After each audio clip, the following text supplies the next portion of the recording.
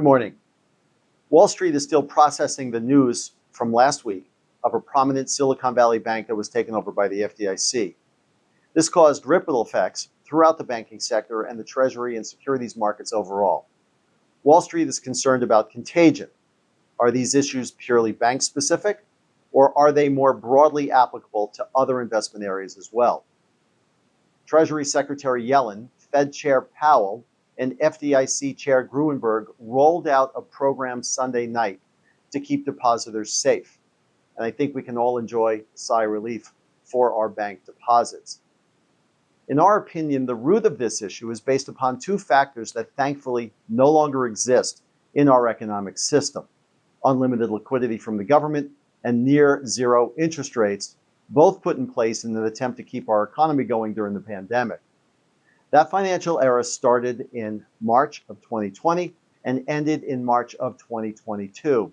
Now in March of 2023, we are still feeling the impact, although we are likely in the last innings.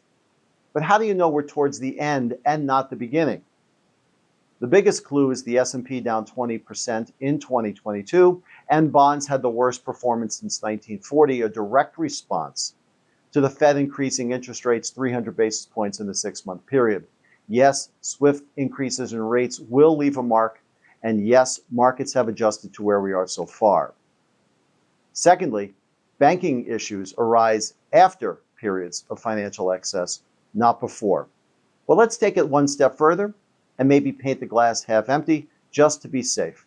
Let's assume that a number of non-systemically important banks go into FDIC receivership, that interest rates go from 4 to 5%, and let's further assume that before the market doubles over time from here, that the next 10% of market performance is down.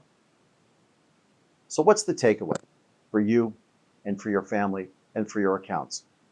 Well, there could be some collateral damage that's not known at this point. Headline risk will create volatility as it always has, and this could mute market performance for the time being.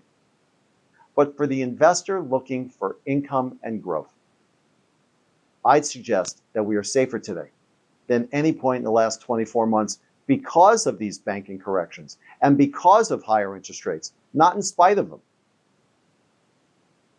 It's easier to meet financial goals over a market cycle when pricing and yields are reasonable, because ultimately, a financial ecosystem that is based upon 5% treasuries can make you more money safely than a 1% system ever could, but not until the noise dies down. We'll be communicating with you as this evolves, and thank you for watching.